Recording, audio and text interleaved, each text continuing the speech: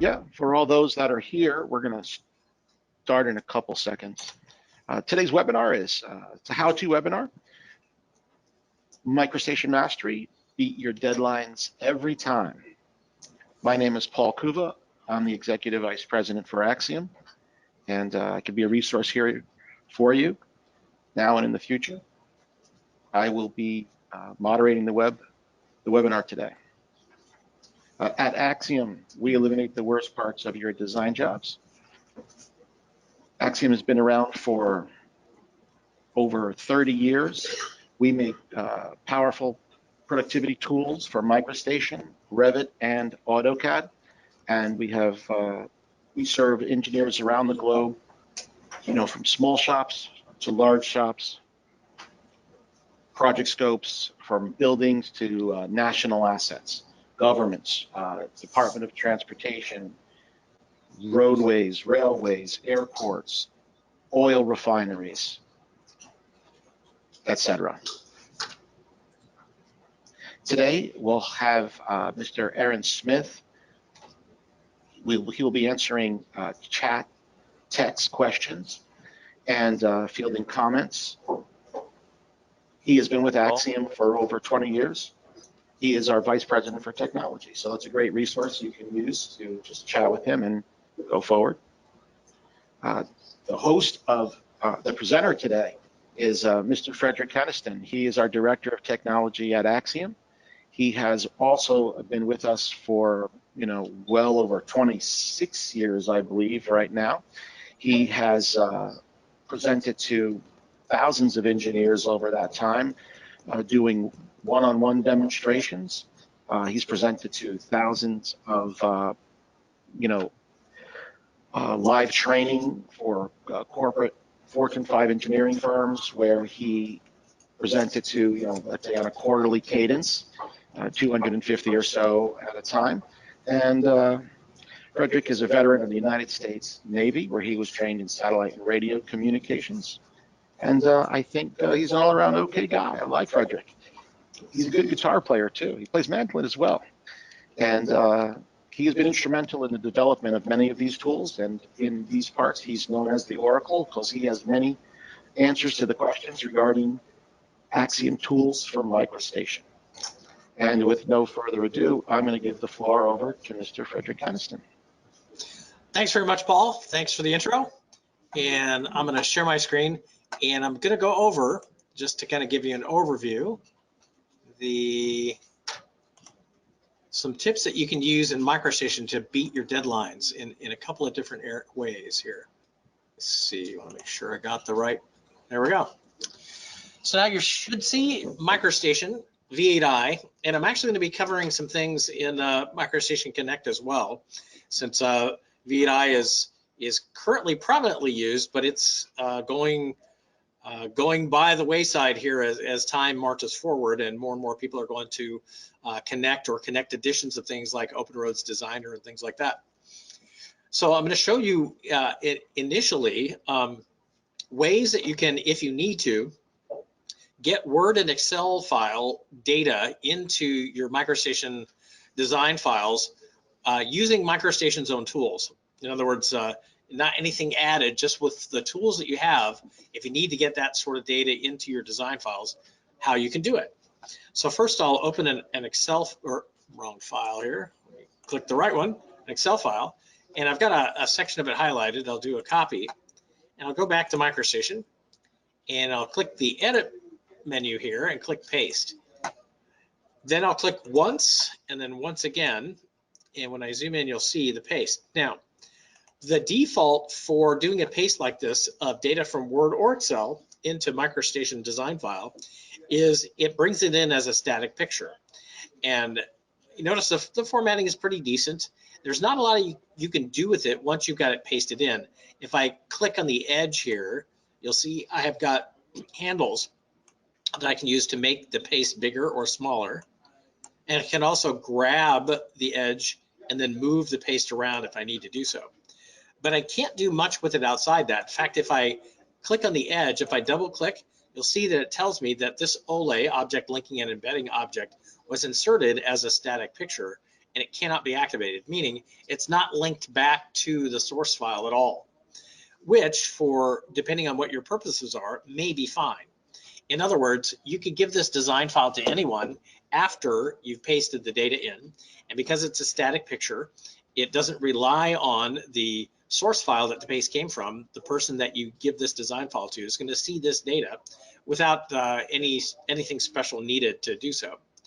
So that's one method that you can use to get Word or Excel data in, is just going edit paste, and the default again being the static picture. So I'm going to delete that. In fact, let me scroll down here a little bit, just get that one border area out of the way. And then the next thing I'm going to do is go edit paste special, and you'll see here that the default was a picture of it, but the next item that you can select here is embed the MicroStation Excel worksheet, in this case, into the MicroStation file, or the Microsoft Excel worksheet into the MicroStation file. So I click paste, I'll click corner by corner, and this looks a lot like what I just pasted earlier, which is the static picture. It looks very similar as far as the formatting, and it is. And in fact, you'll see when I put my cursor over the edge and click, I've also got handles that I can use just like before to make the paste bigger or smaller. And I can also grab it by the edge and move it around if I need to. And I'm going to close my external file here.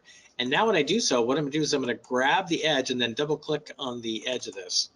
Now what's going to happen is, notice it says worksheet in concrete summary.dgn. Because I used the option to embed the worksheet in the MicroStation design file, this worksheet is now part of the design file. So when I double click on it, as long as I have Excel Excel in this case, it will open the worksheet in Excel to allow me to make changes to it. So for example, if I edit this text here and say sheets, and then I change the data in this particular cell, save it, and then close this, you'll notice that the paste then updates with concrete summary sheets, and the data in the cell changes to the 555 that I entered. Now, because this worksheet is embedded in the design file, it's going to make it a little bit bigger depending on how much data you pasted in for the worksheet. It'll make the design file bigger, but it has the advantage similar to the first paste that I made, where if I give this design file to another person, the worksheet is going to go with the design file. So if they need to edit the data at all, they can also, as long as they have Excel, double click on the edge and then edit and update the data from there. So again, that's another way that you can get data into a MicroStation file from Excel or Word, both. And I'm going to delete that here. And now we'll go to the next option. In fact, I'll have to open up my Excel file again here. Let's see. Just go back out on disk. Lost my place here a little bit. Give me just a second. Oh, actually in the wrong location here. And we'll scroll down there. Oh, got a blank. There we go. All right, so now I'll highlight another section of this, do a copy, and then I'll go back to my edit menu and go paste special. The next thing you see here is it's got linked. So click paste, click once again to paste it in, and this crosshatch is displayed only because I've still got the worksheet open. So I'll just save my setting, or save the file, close it, and notice the hatch goes away. Now this looks also very similar to the first couple of pastes I did, and it is. And when I put my cursor, notice you can barely see this, but it's a dashed line now. The other two were solid. This is an indicator that it's linked. In fact, when I put my cursor over it, notice it says it's linked to, and it gives you the full path and file name of the file. It also records the data on the range of cells that was pasted as well. So with this, I can grab it by the edge. I can move it around. I can also grab the handle and make it bigger or smaller if I need to.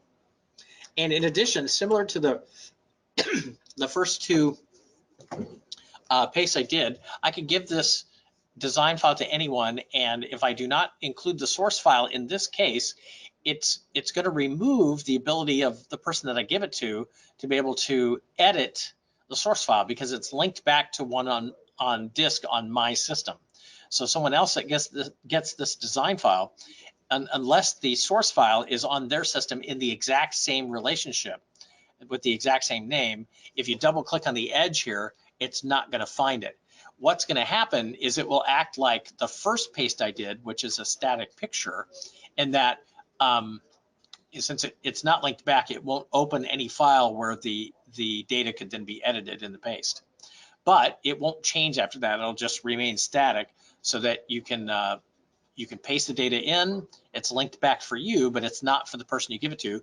But they, as a result, won't get any odd link errors or anything like that as a result as well. So that's another way. And then if I go back to edit, and actually I need to open the file again. I keep forgetting it after I close it. My data goes away here. So I'll copy it again. And now when I go edit paste special, there's two different ways I'm going to do right now, and then I'll save the linked text to design as the last. So I'll paste text to design file first, and I'll zoom in on that in just a second after I paste it again using rich text format. And then I'll explain these two different formats here after I zoom in here. So this is the text paste. Notice that in some cases the formatting, as far as where the text was in the spreadsheet in the different cells, comes in pretty good, but the data at the top, the formatting goes all out of whack. So you can't tell what data is supposed to be station offset data in this particular case and how the other data is related. Now, the way this displays now, what people used to do is this, is they would, this is like, quote, the olden days of MicroStation. They would place a block and then they would draw lines to basically make a table in the design file. And they would draw all the necessary cells and stuff. Then after they pasted the data in text form, this, when I select it and put my cursor over it, see how it says text node there? I'm not sure if you can see that. But this is a complex element that's made up of a bunch of different text elements. So what they would then do is they would grab it, go to Utilities KeyIn, or the other tool here. In fact, my KeyIn browser is docked up here. I forgot. Pull that down. And I'll say drop complex to drop status on that particular set of text elements. And then notice each one is available for me to pick and choose. So after they drew this table and they drop status on the text, they would then painstakingly grab pieces of text and put them where they needed to go into the table that they drew in MicroStation. And yes, this would take a very long time. It was very tedious. But because of the way the data came in, they'd get the formatting they want, and the paste would lay out exactly the way they wanted to. But again, the time it took to get that data in that form was very cost and time prohibitive both. So in addition, rich text format was used in quite the same way. When I scroll up here, you'll see that the formatting is even worse than bringing it in text format only. So yes, you have bold characters and stuff like that, but the formatting is just all out the window. But people would also use this similar to how text was pasted in, where it again comes in as a text node. They would drop status on it, have a table already drawn in MicroStation, just like I showed you with the text side of things. And then they would painstakingly, just like I showed you with text, pull the different pieces of text into the different areas of the table that was laid out. And 5 hours later, if it was a lot of data, they would be done and they would go home and cry. Well, maybe not cry, but you know what I mean. So, so that's the most of the ways. There's one last one, and I haven't shown this one before, but I played around with it a bit to get a better idea of how it works. So if you go edit paste special, it's link text to design file. This is very similar to link Microsoft Excel worksheet. But what it does is it pastes the data in text form, which looks just like the text form that I showed you earlier that I pasted in, but it's linked back in terms of text. And what I mean is this: if I grab it, notice it gives you, it says text concrete summary sheet, and I double click, it actually opens it in MicroStation's text editor. So from here, I could make changes to it, like I'll change these characters here, and then I'll click in MicroStation and notice it changed that text. So this operates a little bit differently than the text itself, where you, if you pasted that earlier, you'd have to go and edit the text directly, whereas this is linked back, and it's linked in such a way that, if I recall right, let me go back to disk here. See, no, I forgot where it saves it out, but it saves it out as a text file that's linked back through MicroStation to disk, and I think it's in like an out folder in your MicroStation path here.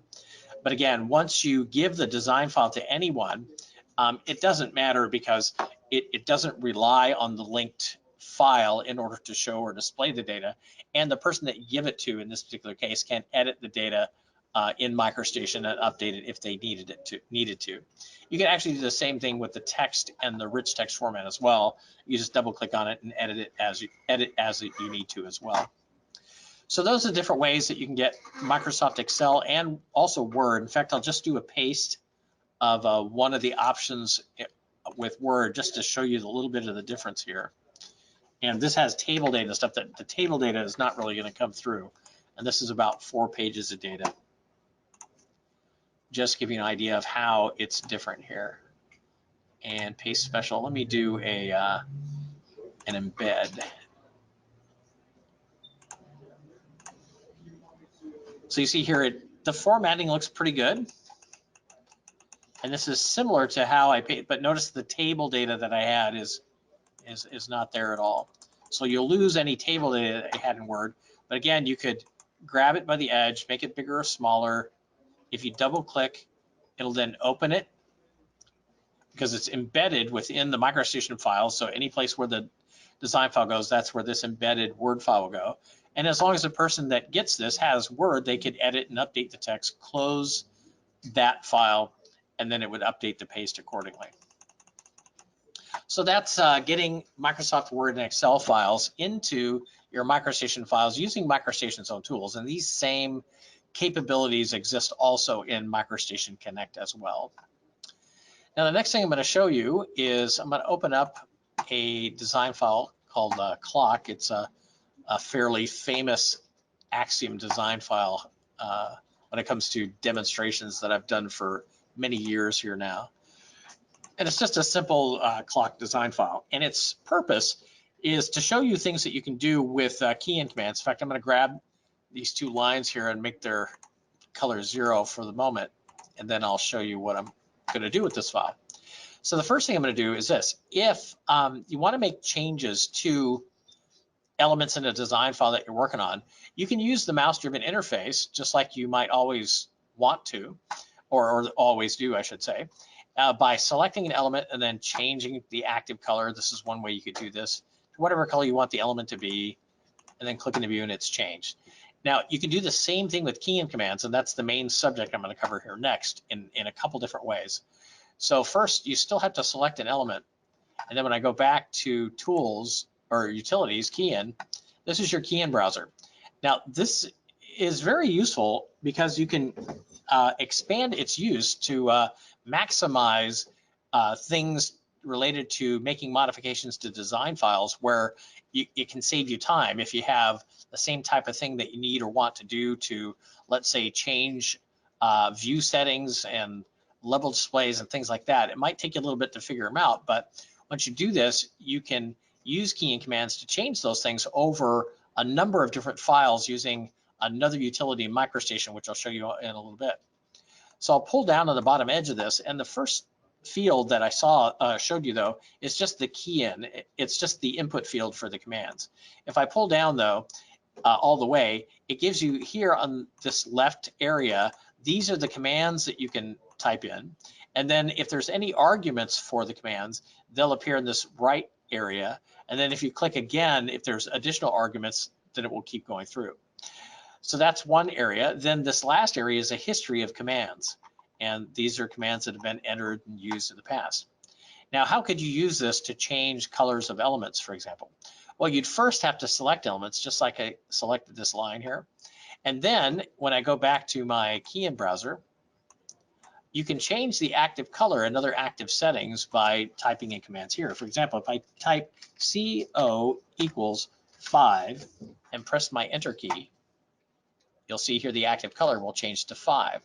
Then if I wanted to change the selected element to match the active color, I can do that as well by typing change color, press enter, and after I do so, I click in the view, you'll see that this element is now changed to be color 5.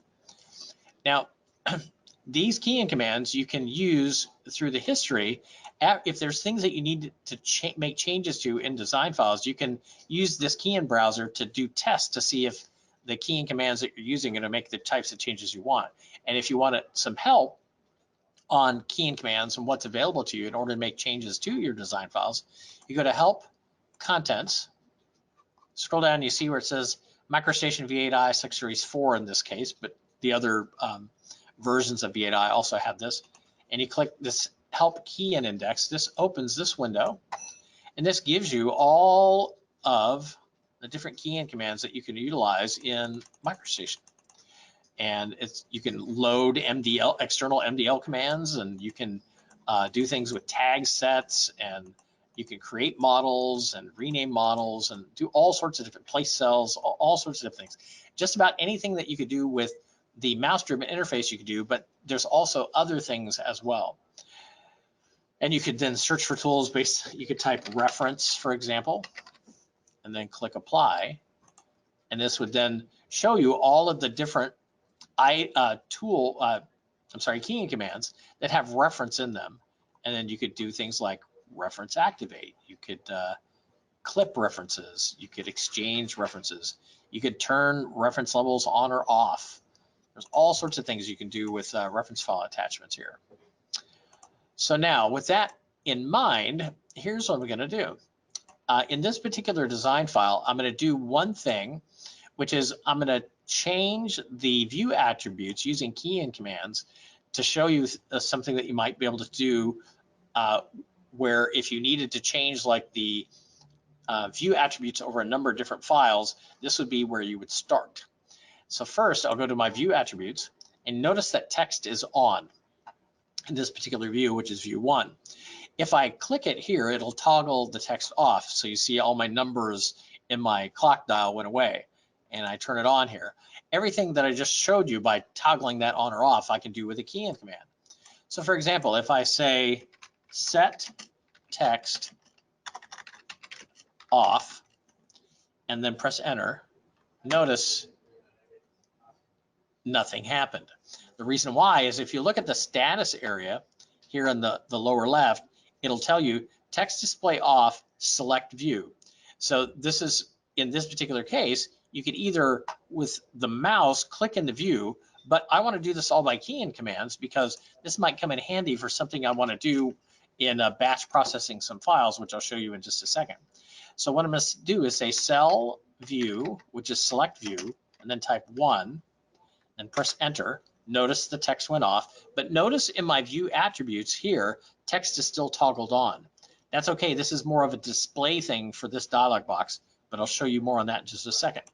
Now the next thing I'm going to do is say update 1, which means update the view. The reason I'm doing this is because that's what's eventually going to then update the view attribute display where the text is now displaying, but it's going to turn off here in just a second. And then after I do update 1, I'm going to say file design. Now what this is this is the same as going through the mouse-driven interface and going file here, save settings. So this is going to save that changed text toggled off setting in the design file so that the next time I open the design file, it'll be toggled off. And if I close my view attributes now and then go back, notice it's now shown as toggled off in the view. Now that's just one simple thing. There's probably other things that you might want to be able to do with different views in different design files, the same types of changes to turn things on or off, turn level displays on or off, that sort of thing. And with a little bit of work and figure out, you could do that with KeyIn commands. And again, you could use the KeyIn browser to your advantage to test what you're trying to do if it's something that you need to make changes to a number of different files before you then make them to a number of different files. Once you've got it taped though, then you would do this. you could close your KeyIn browser. Actually, you know what? I'll just leave it open because there's another aspect of it I want to show you here when I pull down on here. Now you go to Utilities, and Batch Process is what I'm going to open. So this is MicroStation's batch processor. This allows you to take the types of KeyIn commands that I just typed in and put them in a file, which you can then use to run on a number of files at the same time. So notice it has command file here, and then I have the ability to create a new one, or I can search for one that's already created. If you create a new one, you can give it a name. I'll just say test 5. You see I've done this a number of times. And then it opens that particular file. It's a text file within your default text editor. In this case, it just happens to be Notepad for me. And then it says command file for batch process utility, and it tells you where it's copied from, that sort of thing. And then below here, or let me knock my text size down here a little bit. So here you would then enter commands. So just like I showed you in the KeyIn browser, you can go back to it, and you can, from the history here, select the command, highlight the text in the KeyIn field, copy it, do Control-C, then go back to your text file that you had open. Well, let me see, let me edit it now. And again, my text here, let me save it this time so it doesn't keep messing with me. And then paste that data in. So that's how you can use then what you were testing in one design file, the different things, the different commands you were using in order to make the types of changes that you want. So you just keep stepping through and adding that. Wow, it's not saving it each time here. Okay, save. So set text off, paste, and then I'll just edit the others. But again, like I showed you, you could copy and paste from the history there the commands that you found that worked to get the output that you were expecting, or just type them in once you know them, and then you would save the file. And once that's done, you would then, through this button here, add files or directories to process. In this case, I'm going to grab files. I'm going to grab all my clock design files here. It's the same file, just with slightly different names. And then with this button becomes active, which is process batch job, or process batch process job. That's a number of words together that are very hard to say together. So I'll click once, and it shows you the files for process, and you just click process, and it goes through each one of these, and it will turn text off in all of those different design files, and click done. So that's a way you can use KeyIn commands that you would test through the KeyIn browser to get the type of output and differences made to design files that you want into a command file for the batch process, which you can then apply to any number of files that you want through this batch processing interface. So that, depending on what you're trying to do with your design files, that could save you some time, particularly if you're up against a deadline and you're trying to do a submittal for clients or something like that. And in doing so, you found some things that you needed to set in your files that if you had to make the types of changes one at a time, like the one I showed you, to 100 files or so, it might be cost or time prohibitive to do so. Then this would be a way to kind of bypass or pull the time out of it, so you could do make those types of changes that you need in a batch process where you wouldn't have to pay people overtime potentially, or just tie up a bunch of resources design-wise that might not be there, that could be used better doing other things.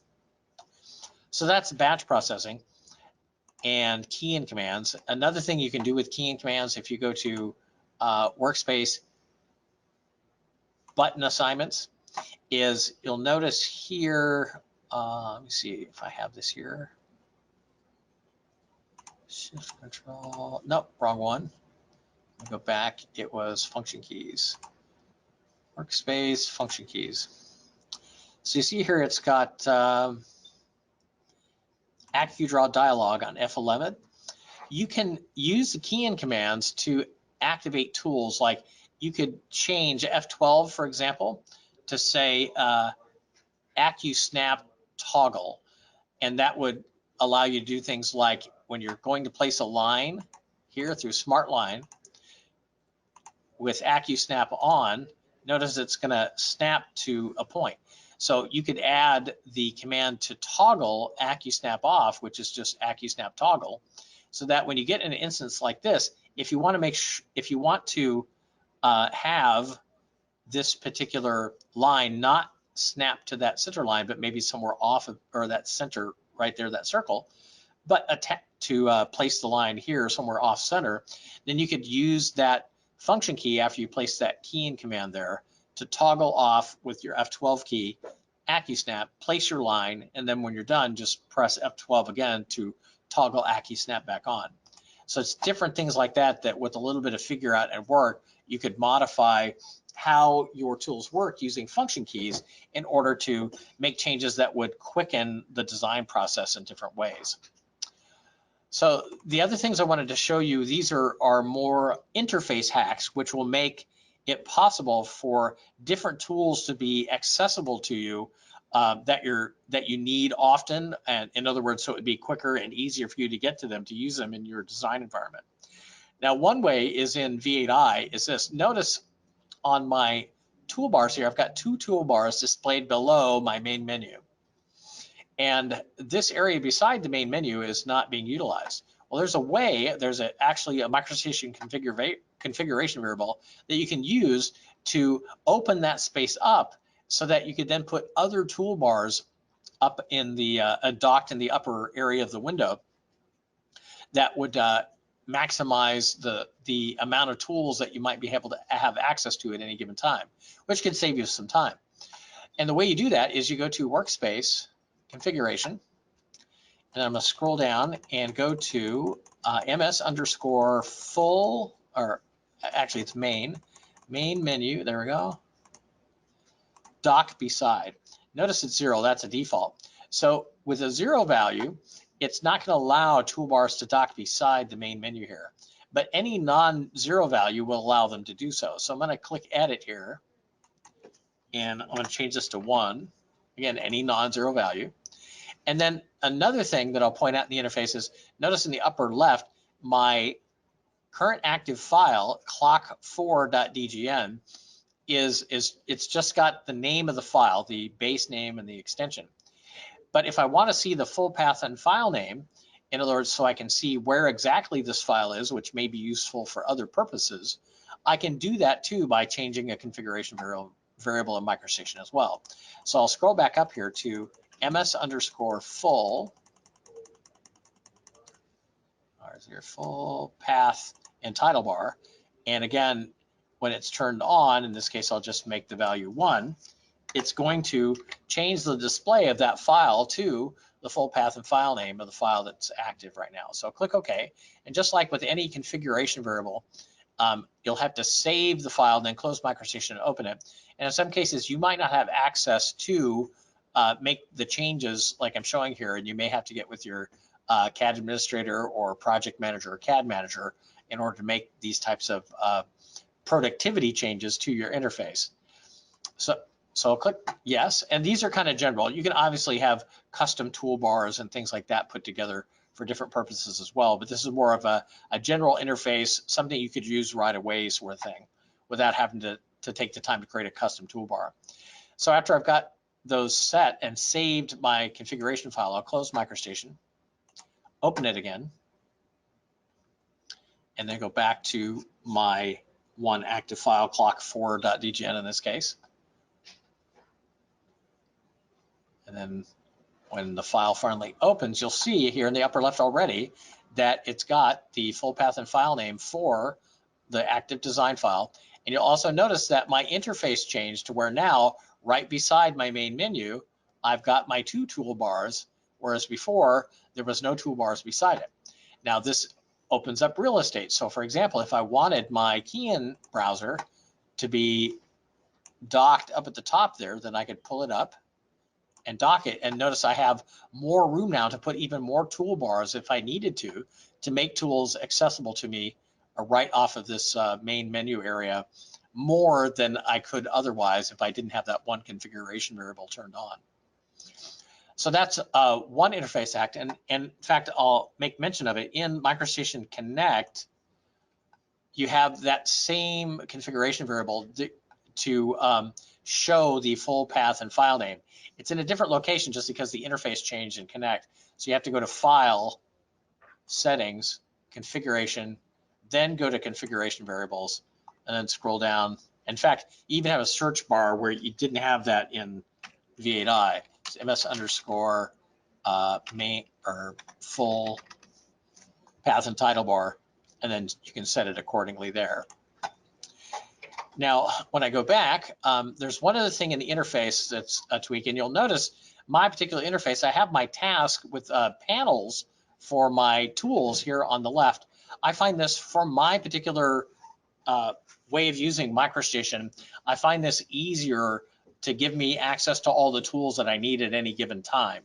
And this is set up through the workspace preferences. So if I go workspace preferences, under task navigation, and then under task navigation preferences, notice the presentation is set to dialogue. And this is my preferred way of setting up my interface to work with the tools. This may not be yours, but I find it very useful. But I'm going to go through these others to show you the differences in them. And then I'm going to go to Connect and show you some other things about its interface related to task navigation that's a little bit different, but gives you the same type of deal or same type of functionality and interface use, but also with some slight differences. So the next thing I'm going to click is Toolbox here, and then click OK, and watch what happens to my panel when I do so. So notice I now have two bars here. I have one which has my main tools, my selection tools, fence, etc. And then I have my task on another floating toolbar here. It also changes this panel that I had set up to just be the Project Explorer. So you go through your designs and drawings and stuff like that. Now, in order to grab tools here, notice each one of these little icons has a tiny little arrow here on the right. So that means there's more tools available. So you have to press and hold, and then grab the tool that you want, go from there. Also, here on the task list, you click this down arrow, and you can click here, and then you can grab the different tool sets from here. And for example, if I press linear, it'll then expand that out so that I have those tasks available as different icons. And I also have the quick keys that you see shown here as well. So that's the toolbox. If I go back to workspace preferences, just checking the time here, I can also say in views. Now in views is similar, except notice it now puts in the view itself the bar here instead of floating around, at least for the task, not the main tools. Main tools are still floating around on a separate toolbar. And these give you the ability to do things like this. So in view 1, if you wanted, you could say, I want my linear tools displayed. But if I turn on view 2, I could have a different set of tools to display. So this may or may not, depending on your workflow, allow you to have different tools available through your tasks settings that are in view for different purposes, and that may be an enhancement to your workflow depending on what it is that you're trying to do. Now again, if I go back, I go workspace preferences and set this in dialog and click OK. I have it set up so that, notice it doesn't have the text unless I put my cursor over it, but I know that the icons well enough that I know what tools I need and can click and grab them as I need. The only tools that I see here that are expandable, as far as they're not separate little icons, are here for your placing active point. So you'd have to press and hold to see the other tools that are available there, and also for your curves as well. Press and hold there. Now I'm going to go into the Connect edition, and notice I still have that same panel. Now it's different though in Connect, and this is update 13, by the way. They changed this quite a bit. If I go to my workflow area and I click drawing, this is going to be the default that you'll see. So you've got your ribbon panel with the different tabs on it.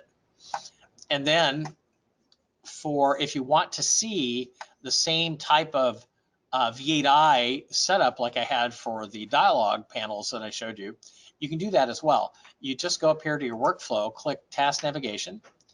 And when you do that, see it automatically shifts that only because of what I had set before. But here next to it, to the right of that task navigation selection box, you have select task. And so here, notice I've got V8i task theme. That is the setup that you see here. And in addition, on the right here, notice next to this search ribbon area, there's this arrow. And notice when I put my cursor over, it says minimize the ribbon. So you can click that, and this then makes it look almost exactly like what you would see in V8i, where you've that I showed you earlier, where I've got the panels here on the left, and then I've got my different toolbars here in the upper portion. If in this environment I still want to see my ribbon, all I do is I click this down arrow, and then I've got my ribbon for, in this case, organize available to me. And then if I want other ribbon panels available, I can go to drawing, and then that removes my V8i task theme. So different portions of the ribbon are available depending on how you've got this task list set up through the different themes that you've got, or the different options that you've got here. Now, with that done, that's the MicroStation tips side of things related to what I wanted to show you. Now I'm going to shift gears a little bit. I'm going to go back to MicroStation V8i, and I'm going to show you some tools that we've developed to help you in the different areas that I just explained, with one additional one with the little bit of time I've got left.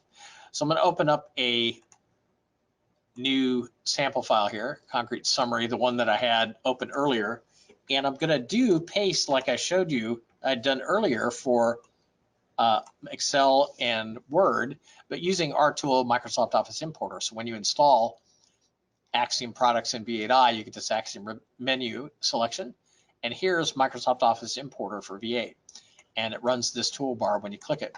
So this gives you the ability, like I showed you earlier, where I was pasting Excel and Word files, to paste those same files in MicroStation with very exact formatting. And it's quite a bit different than using MicroStation's own tools. I'll give you an example. If I copy a section of the design file here and go back and click paste, it analyzes the information, turns it into MicroStation elements, and then when I click OK and zoom in, you'll see the paste. Now, when I put my cursor over any element in the paste, you'll see that the entire paste highlights. That's because this data is just text and lines, and it's grouped as a cell. The reason it's grouped as a cell, it just makes it possible so that when you grab it, you can more precisely place it if you need to. And this is similar to the linking that I showed you with MicroStation's own tools, where this is linked back, but only through Microsoft Office Importer.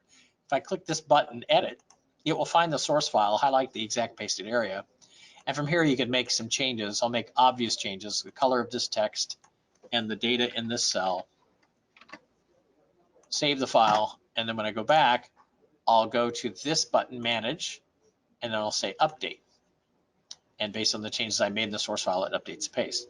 Now, because this is MicroStation Elements, I could give this design file to anyone.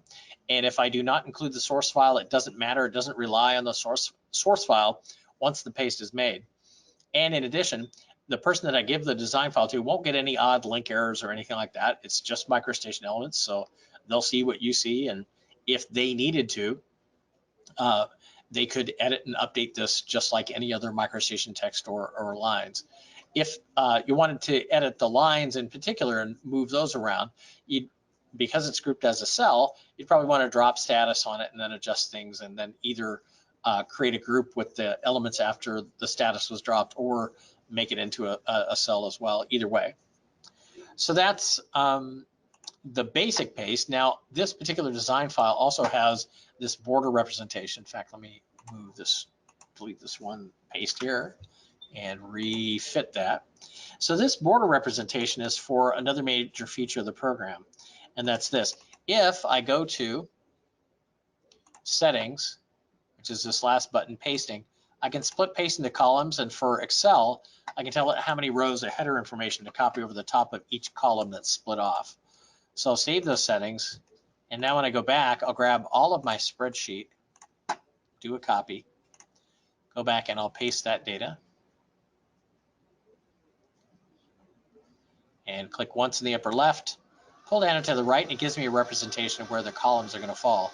If I move up or down, it'll adjust the height of the columns, and notice if it needs to, it'll split off another column. If I move left or right, it adjusts the spacing between the columns. And with a second mouse click, it pastes the data, and then I'll zoom in, you'll see it copied the header information over the top of each column that's split off. And each column is also selectable. So after I've got them pasted, I could, if I needed to, more precisely place them. And if I do, and then later I do an update on the paste based on a change made in the source file, it will leave those columns where I last placed them, so it won't shift them back where they were first pasted. Now that split pasting the columns works for Word as well. And if I go into the settings, a couple other things I'll point out is fonts. You can use the same fonts as the source document. That'll get you the most exact match. But any font that's available to you in MicroStation, you can paste with. And in addition, under scale, this is a default scale factor, but if I click calculate, this will make more sense. You tell it the point size of the text in Word or Excel that you're importing, and then you tell it the size in height and width and master units that you need it to paste at. And if you need additional text sizes to care for different input size text and different pasted text, you click add and then add scale factors and adjust the settings as needed to care for those as well. And then on updating, if you close the design file, the next time you open it, the way the paste is set up and the way the default is set for the Microsoft Office importer settings, it will update those pastes the next time you open the design file without any intervention from you. But you could also tell it to prompt you before, or you can say don't update any pastes that are set to automatically update. In that case, you could still manually update them through the Manage Link dialog box. Or if I go to this button here, you could update them through this update button here in this list of links dialog box. You can click one or more of the links in the file that are Microsoft Office importer links, click update, and it'll update those. And you can also open the Manage dialog box here, edit the source file, and delete paste from here as well. Also, if you double click on a paste, the default is to fit the paste in the view so you don't have to go looking around for it. So that's Microsoft Office Importer, a very quick view, and that's related to the first set of tips I showed you. For the next set, I'm going to open up another my clock design file again here, and I was going over KeyIn commands, and they're very key through the batch processor to be able to make changes to design files. In fact, I'm going to go back to it and just remind you of one thing related to it that I didn't hit upon, or to show you one thing I didn't hit on earlier. Notice what it says initial model. So by default, it'll process all models, or you have the ability to just say the default model only. But if there were specific models that you wanted to process, like just sheet models or design models, or even models by a specific name, which maybe you could select by wildcards or something like that, you can't do that through the batch processor.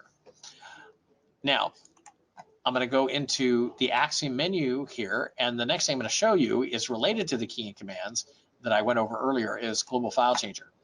This program gives you through a KeyIn file, which is a text file with a .key extension that has a couple of Global File Changer specific commands and MicroStation KeyIn commands, allows you to make bulk changes to any aspect of design files that you might want to make. For example, if you needed to change the color of all of the elements on a certain level to a certain color or a certain line weight and line style, and you had to do that for hundreds, thousands, or tens of thousands of files, you could do that with this program. Now this KeyIn file, just like I'll remind you, because it's using KeyIn commands, we had to give people a way of selecting elements for processing in order to say, okay, these are the elements I want to make changes to. So we created a selection tool here, element selection, and I'm going to open a selection file I had set up for this specific key file, or this clock file, I should say. So now notice it has selection sets named in it: lines, hands, numbers, and face. These are named selection sets. They're very broad. For example, the line selection set has element type line associated with it. It doesn't care anything else about the lines, just as long as it's a line, it'll select it. But any of the lines, you could also say, well, I don't want just lines, I want lines on a specific level. Lines level, for example. You can also set the color, weight, styles, classes of elements, properties, graphic group numbers, database linkages, user linkages, and also regions of design files to say not only this criteria, but also only look in these areas of the design files. And in addition to all those criteria, each element type through this little triangle on the right has its own selection criteria as well. Line has a length parameter, which you can set with Booleans. So you can get very specific on what elements you want to select for processing with this. Now, when I go into the KeyIn file, I'll show you how this ties together. So first thing you do is you set up your selection file, telling it what elements you want to select for processing. Then you would, after you've set this up, you would select your design files you want to process through this select button, grab all those design files. Then after it opens the first design file in the list, you give it this command in the KeyIn file, Axiom select elements, and then lines is the name of the selection set you want to activate from the selection file. Then it uses KeyIn commands, as you see here, to make changes to those elements that are selected. Then in this demo file, it selects the numbers, it activates the numbers selection set, I should say. And then it makes changes to those. That's the text here. Face is this ellipse here. It makes changes to those. And then the hands are selected and modified. And then before it moves on to the next file in the list, if we're simulating batching through a bunch of files, we would do some cleanup because we've been changing the active symbology in order to make changes with KeyIn commands to these different elements.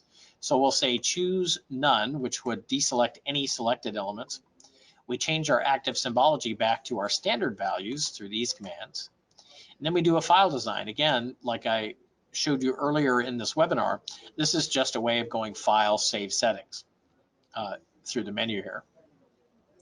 Now I'm going to close this and I'm going to run this KeyIn file on this design file, and you'll see the changes being made as it processes through. And I still had my text off in that particular one, so I'll just toggle it on here. There we go.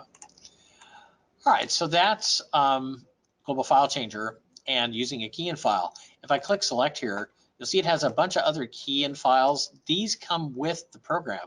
These are part of the sample files that are installed when you install the program.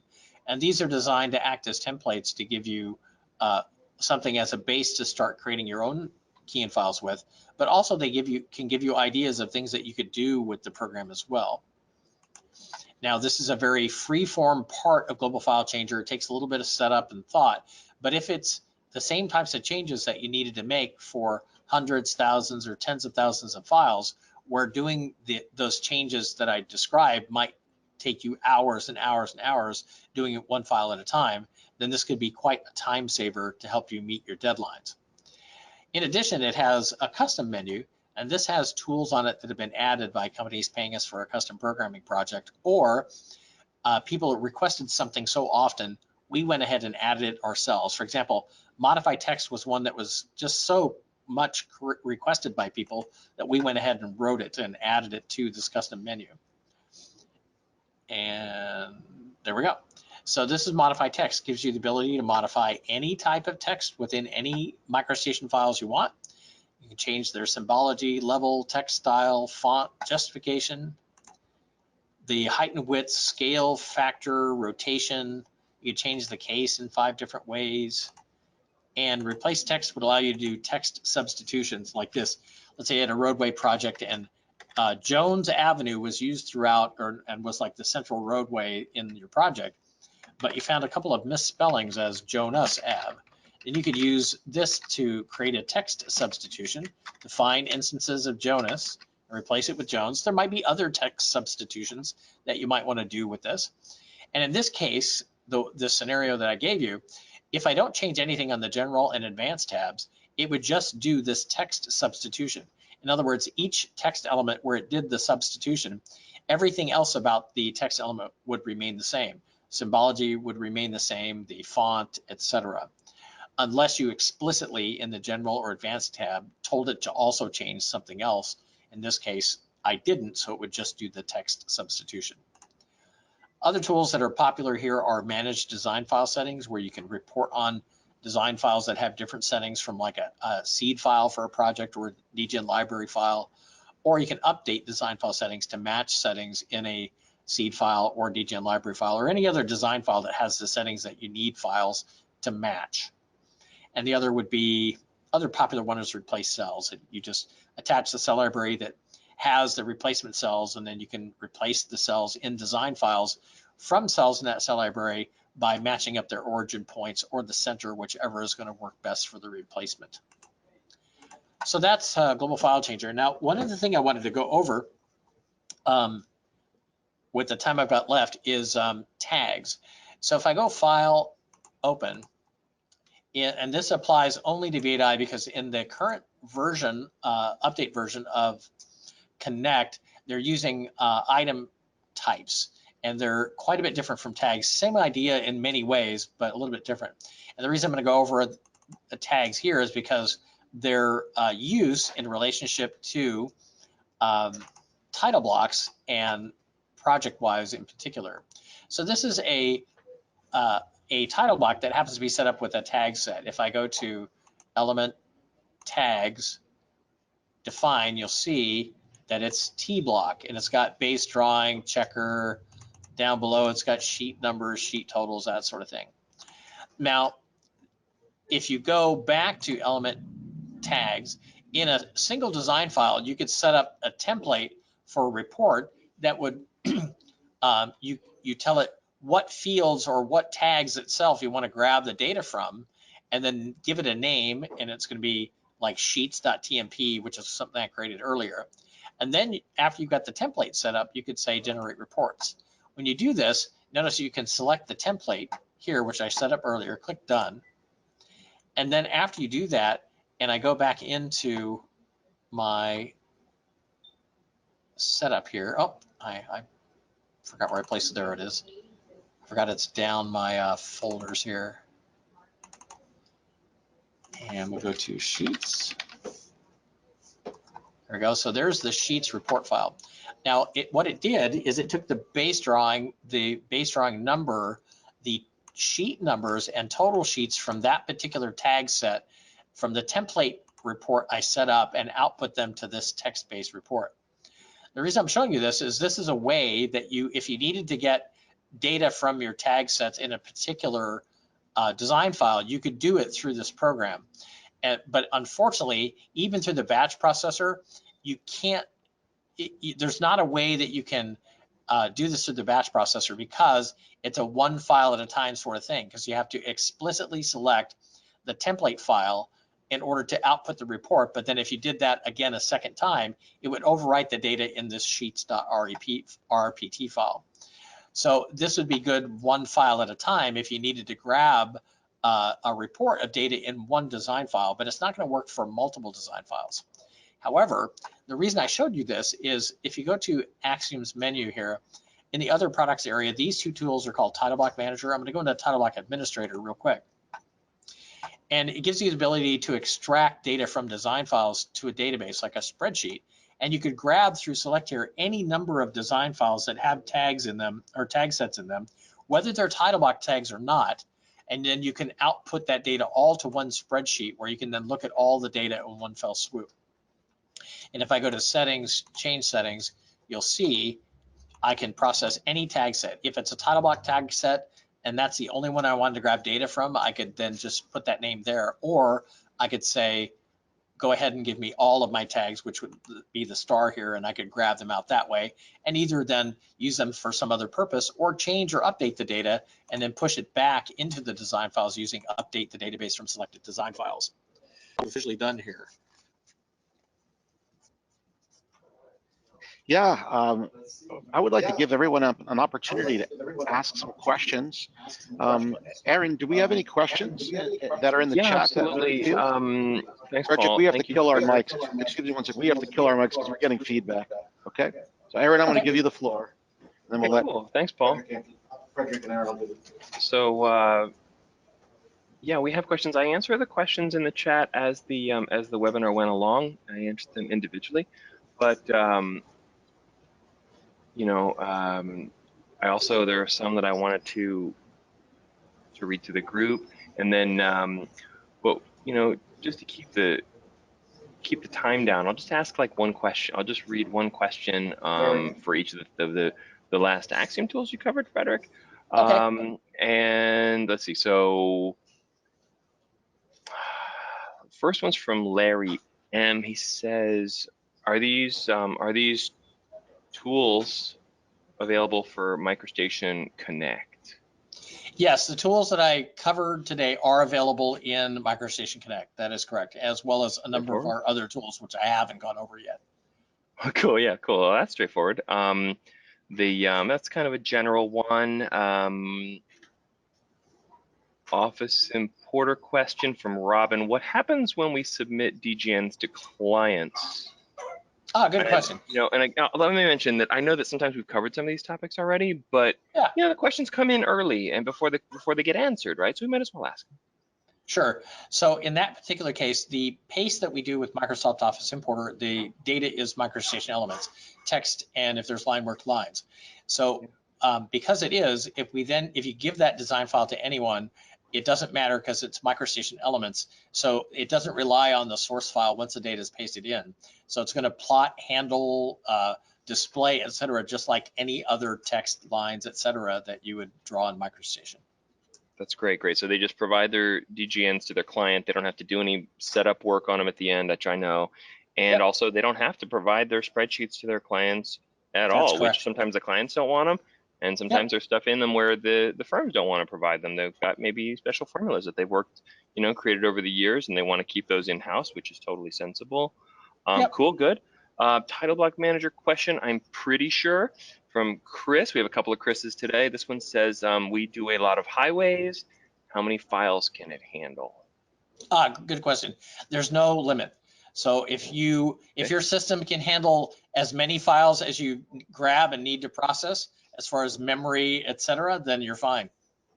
Awesome, cool. And this one came in when you were talking about that text substitution example you gave, actually, like right after that, from Bill Franks. It says we use Changer, and this one's not as much a question, but it's good. It says we use Changer. Its text replacement is really good.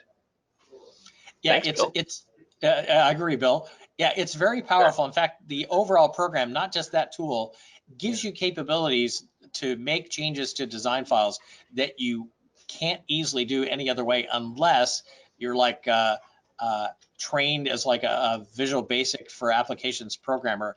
And even then, it might be a bit more complicated to do it that way than it would be just to put KeyIn commands through a KeyIn file for Global File Changer.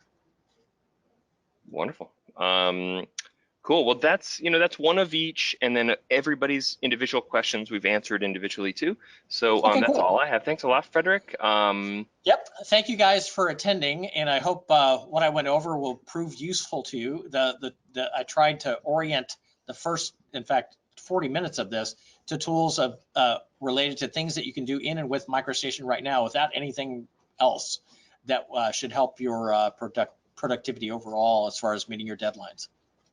Yeah. Okay. So Fredrick has gone over tools that we make, which are productivity tools like Microsoft Office Importer from MicroStation. He's also gone over Title Block Manager a little bit and a few other tools. But then we have other productivity tools like Translation Manager. So if you have files in AutoCAD and want to translate them into MicroStation, we can do that, and we could go from MicroStation to AutoCAD as well. Right. We also make this particular tool, Office Importer. We make it for Revit and we make it for AutoCAD. And just to let you know, we also have a pretty awesome website. And you can see we make a variety of tools for MicroStation, a variety of productivity tools that you could use individually. And we also have packages for V10 and V8, which are specific packages of different tools. We make tools for Revit and AutoCAD as well. Now, as a means just to track your interest, real quick, I wanted to do a quick poll, and then we'll wrap. I just want to find out how we could serve you the best.